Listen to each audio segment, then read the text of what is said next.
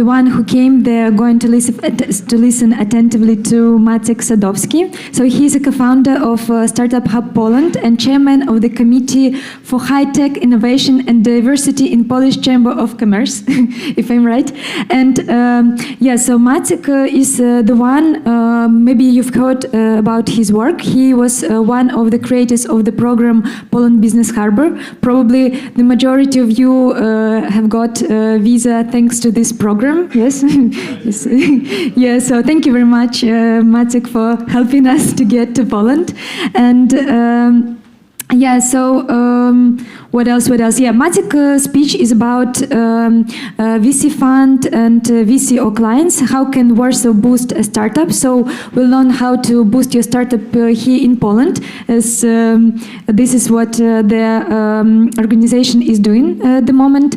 And so please, friendly applause, very loud ones, because there are not so many people to Maciek Sadowski who helped us to get to Poland. So yeah, please. Thank you, guys. Thank you very much. Visa is a delicate issue right now in Poland, but I'm really, really happy that some of you could benefit from the formats we have created. Not alone, of course, not only Startup Hub Poland was involved in that, but by that time the Ministry of Technology and Polish Agency for International Investment, and the idea came up after one day after the stolen election by Lukashenko in 2020. Next day we had a meeting with, by that time, Vice Prime Minister Jadwiga Emilewicz about a fast-track corridor for people from enlightened, great people from Belarus like you, who would like to simply avoid those police repressions and come to Poland and find a safe harbor.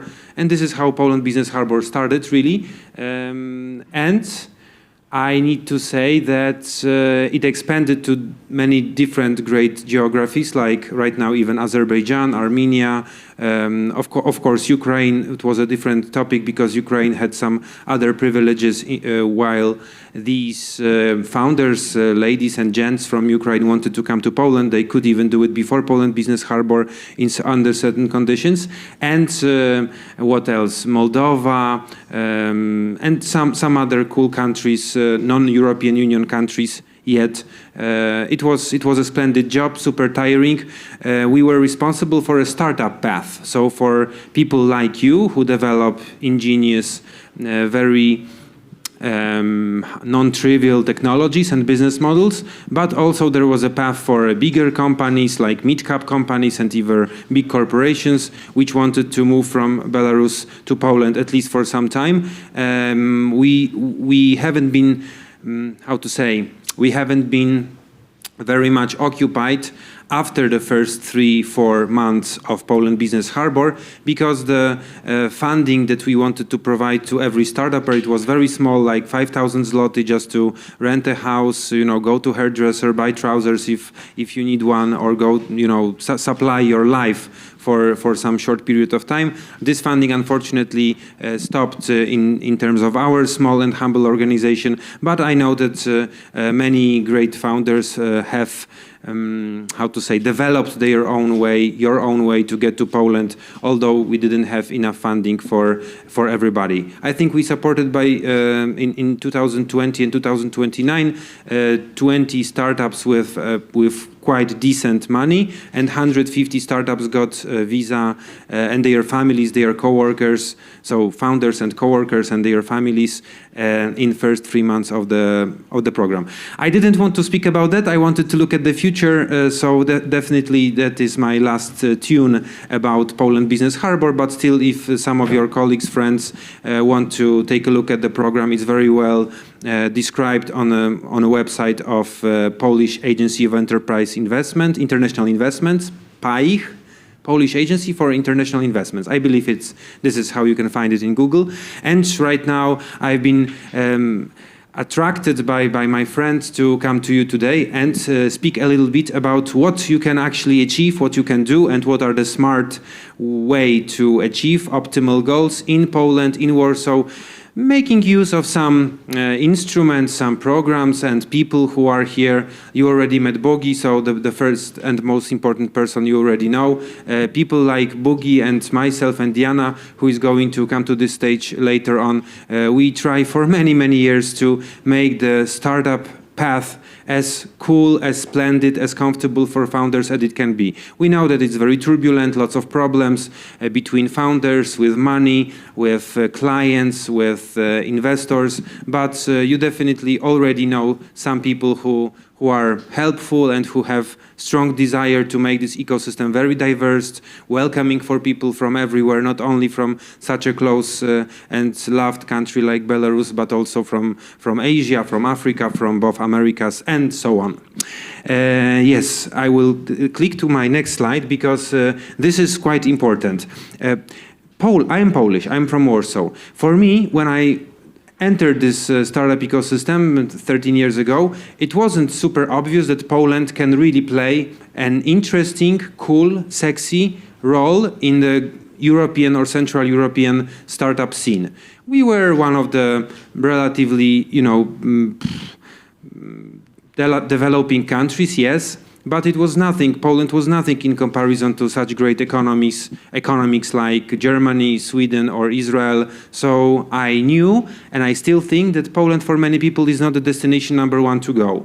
Of course, if you live next door, if you live in neighboring country, it's a reasonable decision to come to Poland, but not many people, even though who was born in Poland like myself, know how much this country can offer in terms of some basic things, like, for example, infrastructure. After joining European Union 2004, as I recall, lots of investments happened in Poland. So we have motorways, we have technological parks, we have quite decent infrastructure for business, and most of these things have been developed thanks to European Union money. But also we have some starting venture capital market. And probably if we make a short quiz here today, probably we will not, but if we decided to make a quiz, most of you will say that the sine qua non condition for every startup to become a relevant player in this or that market is venture capital money. And Bogi, probably you can... You said revenue. Okay, you can hear...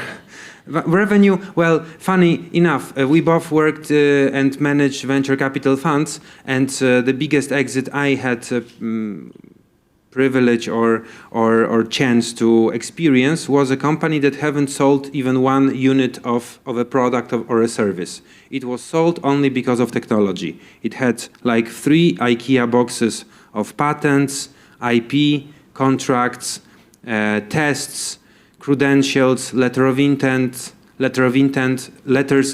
from medtech corporations, and it was sold no matter the revenue. So of course revenue is a king, but I would say venture capital investment is a queen in that metaphor. You need money to prove that your technology, your business model, your hypotheses are quite correct. And this element in Poland, as far as we remember, with Diana, with Bogi, with some other probably 2 dozens of colleagues, of friends, was very, very small. In 2022, when I counted, we had registered 135 venture capital funds in Poland. Right now, it's a very difficult moment because most of them are fishing for limited partners and investors, and they are not active. Right now, if we go outside of Google Campus, which I don't recommend, stay by the end of the event, we can meet in Poland around 25 groups of people who can invest real money, cash, not promises, but cash to your company's bank account right now.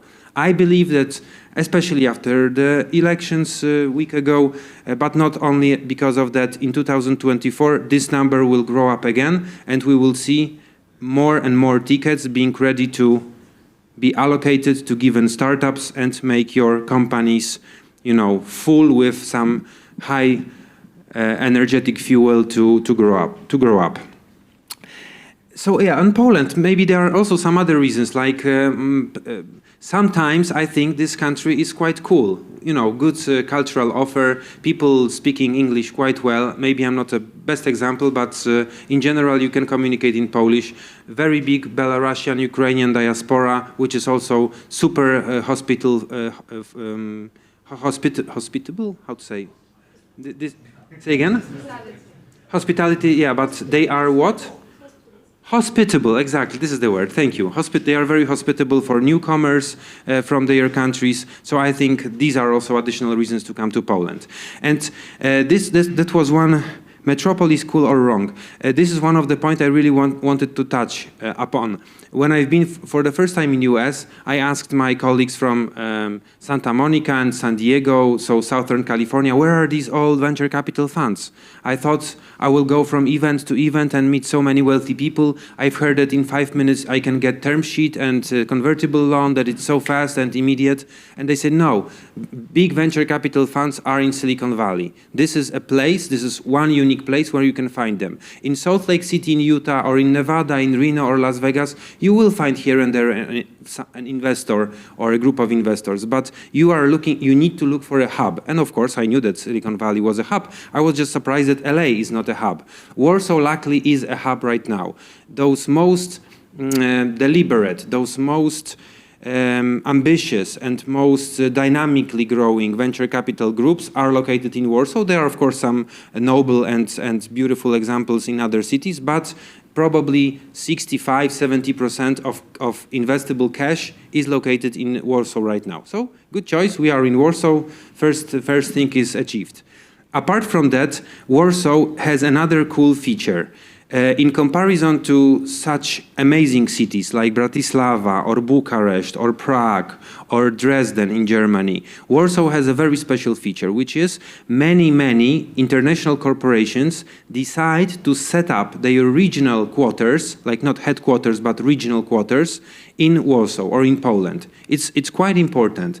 People from, for example, Riga in Latvia or Vilnius or Kaunas in Lithuania, they complain very often. We don't have international business to talk with. We need to go to Warsaw or we need to go to Berlin or to Stockholm. These are the three capitals that are full of corporations in order to find somebody who can make an actual decision in making a proof of concept with us, in dealing with some experimental application of our technology, startups say. This is already an achieved job, and you can definitely go to those most recognizable brands in your niche, and you can be more than certain that they have open innovation department, and there are people who at least understand the language of a startupper. So they understand that you need to work fast, they understand that you are not much keen to corporate bureaucracy, they understand that you may fail, that the technology might not look as good as on your pitch decks. They are patient, they can help, they work with you, so also another benefit. And the thing that I wanted, and here, if somebody can take a picture for me, I will show it to my mom, I promise, because this graphic was designed by me and I'm super happy. I learned later that there is a special trick. You can namely do this. I spent 2 hours on doing these 2 letters. I thought it's like, right now Canva provides like super easy, and even PowerPoint can do that. But because I was doing it in my mom's house, I thought I will show her that it was worthy. On such an important event, I'm using my own graphic. So this is an example of an acceleration program that has some also interesting feature. One of those is that there is money, super small money, like 100,000 zloty. I know it's not much for you coders, developers, engineers, brilliant minds in mathematics, in neural networks, in AI. I know it's little, but still it is some money. Apart from the money, you also, going through such accelerator, you get lots of applause, lots of credibility, lots of recognition, lots of glamour and splendor. People say, okay, these guys won a prominent acceleration program. And this one is prominent because it's already in Warsaw for 10 years.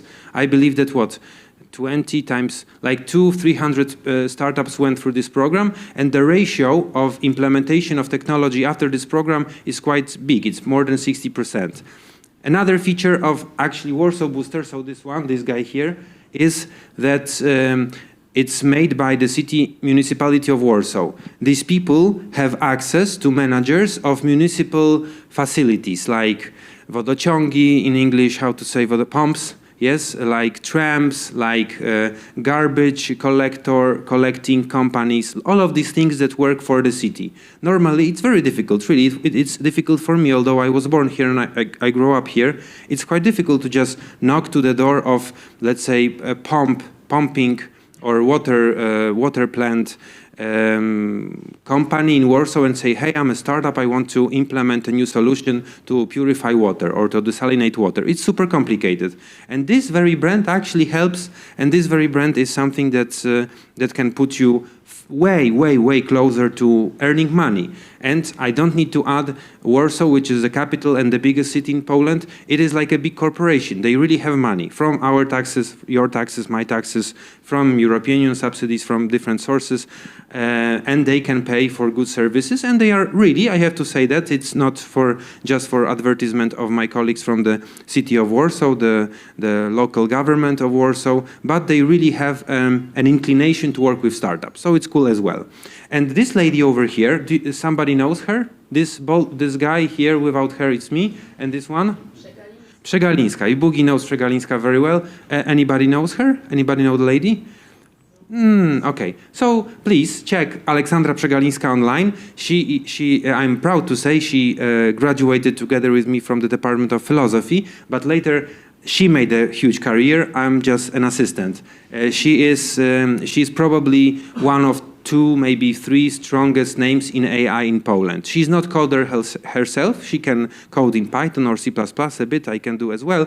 But what is more important, she is determining or designing all of the policies and dialogues and discussions about AI today in Poland. If I make a quiz right now, actual quiz, how many of you do something with AI? And if you be so kind to raise your hands, how many of us will do something with AI? Not half, but I would say 5 percentage points by half of you do something with AI. So this lady is one of the mentors. She's one of the excellent ambassadors of this program for many years. And I used, of course, Alexandra Ola picture to prove that really top-notch people, leading-edge experts are involved in this kind of formats. And Warsaw Booster is not the only format working in Warsaw as an acceleration project. I think there are like 10-ish. And from this group, from this list, at least five, are really European level, if not American level. Bogi was involved as a mentor, as I recall, to MIT. And you are a co-founder, but you also did the mentoring for dozens of startups in MIT Enterprise Forum, one of the glorious brands in acceleration Poland. Do you know this brand? MIT. Okay, yeah, so you know, of course, like unless you've been tweeting with somebody early Friday, and this leads me to my final conclusion, to my final question that, of course, I'm going to answer myself from this stage, which is how you can really make, how you could make a proper networking using this kind of programs.